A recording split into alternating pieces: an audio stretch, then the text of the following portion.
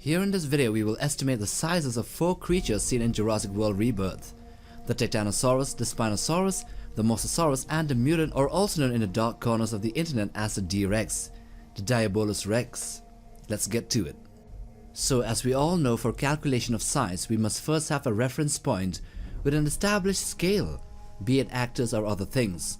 For estimating the scale of the Titanosaurus, we first have to look at Scarlett Johansson, who appeared next to the beast.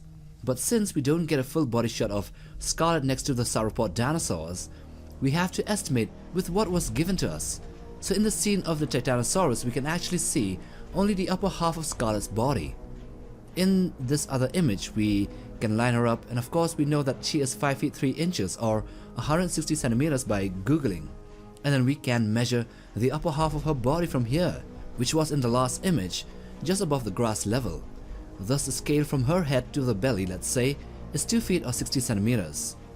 Now we take this as a size reference, and with the same exact scale we measure the very long whip-like tail of the Titanosaurus, which in the end comes to 79 feet long or 24 meters, which is already as long as the total body of the Apatosaurus and even longer than the Brachiosaurus. In the next image we do the same thing, but since the body of the Titanosaurus is so large and is increasingly more distant from the point of view, we have to adjust the scale accordingly. So with a bit of mouse and laptop magic, we finally get a total body length for the gigantic sauropod to be 33 meters or 108 feet long, and this is with a margin of error of 3 meters or so, which means it can either be 30 meters or 100 feet long in the minimum, or 36 meters or 118 feet long at the maximum extent. Thus, the Titanosaurus is the longest dinosaur in the franchise, surpassing the Dreadnoughtus, which was only around 86 feet long, and way longer than the Brachiosaurus, which was around 70 feet long. Next we head on to the Spinosaurus and the Mosasaurus, and so the same thing goes with this one.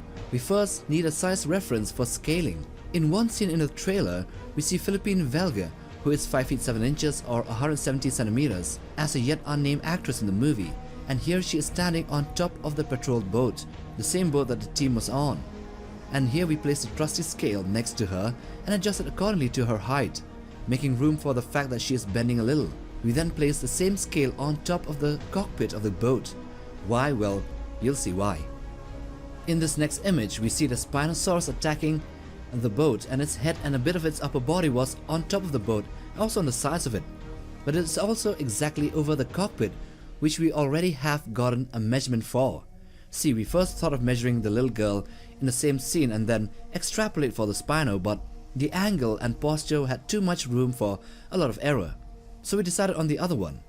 Now here you can see the Spinosaurus having a head length of 5.5 feet or 167 centimeters, and a total head and neck length of 2.7 meters or 9 feet long. Then, in that first look image that was revealed by Vanity Fair, we get a really good shot of the 3 Spinosauruses and a Mosasaurus in the foreground, all of them swimming in unison and acting as a team. So we decided to use this image for estimating the length of both of these creatures. So from the previous image we know that the Spinosaurus had a total head and neck length of 9 feet, and with this we extrapolate for the entire body. We get a dinosaur that is close to 13.7 meters or 45 feet in length, and thus using the same scale, albeit adjusted a bit since the Mosasaurus was a bit closer, we get a full length of the marine reptile to be 3 times that of the Spino, which means 134 feet or 41.1 meters long. And yes, the same goes for both of them. Their estimates have a margin of error of 2 or 3 meters give or take, which means the Spino can be as short as 40 feet or as long as 50 feet, and then the Mosasaurus could be 128 feet at minimum or 140 feet at its maximum extent. Thus the marine reptile is longer than even the Titanosaurus, even with the latter's extremely long whip-like tail. Alright, now we come to the cream on top of the cake. Lastly, we come to the mutant dinosaur, the experimental hybrid that was created decades in the past and appears to have a body structure of a mix of a T-Rex, a Rancor from Star Wars, a giant ground sloth, and a xenomorph-like head. Firstly, we must point out that we have never seen this creature, and so its body structure is not fully understood. We don't even know if it had a long or a stubby tail, but we will still estimate what we can for you guys. In the first shadowy reveal, which Gareth Edwards is known for, we see a hand with a massive claw that closed up and landed on the ground knuckle first like a gorilla. This hand here, from the wrist as much as we can make out, is around 8 feet or 2.4 meters long. That is from the wrist to the end of the claws. That is massive.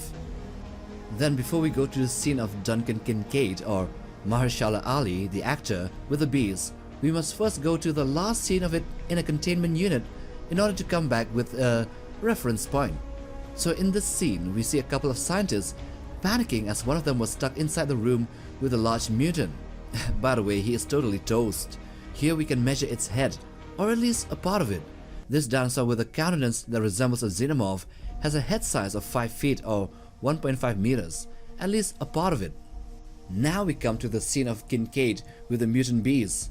Here we can see a fuller extent of the dinosaur's head, and it goes way beyond the 5 feet from the previous image. Also, Kincaid here is half submerged in the river, with less than half of his body being above the water surface. See, here we can even correlate the sizes, and we have Kincaid with the upper half measuring 2.5 feet or 76 meters from his head to the beginning of the waist being above the water level. This is another reference size that we will use later on, so be patient.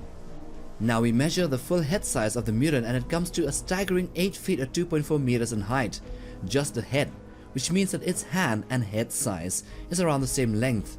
Then also using the same scale, we can see that the top of the dinosaur is 18 feet or 5.5 meters above the water level. But what about the submerged part? Well, here is where Kincaid's measurements come to play. We established that 2.5 feet of Kincaid's body is above the water surface, which means that for an actor whose height is 188 centimeters or 6 feet 2 inches, a larger portion of his body is submerged. Thus, simple arithmetic gives us a water depth of 1.12 meters, which is very shallow. So adding this to the calculated height of the monster above the water surface, we get a total height of the beast to be 21.7 feet or 6.62 meters tall. Also with a margin of error, which means that it could easily be 7 meters or 23 feet tall, as the water it's standing on might be deeper. Thus, this mutant dinosaur is bigger than the Spinosaurus, bigger than the T-Rex, and even bigger than the Indominus Rex. It might be the biggest dinosaur aside from the sauropods. And for recap, the Titanosaurus too is bigger than the other sauropods that have been seen in previous movies, and the Spinosaurus here is around the same size but with a different design. Anyway, with that we come to the end of the video on the size estimation of the dinosaurs seen in the new Jurassic World Rebirth trailer.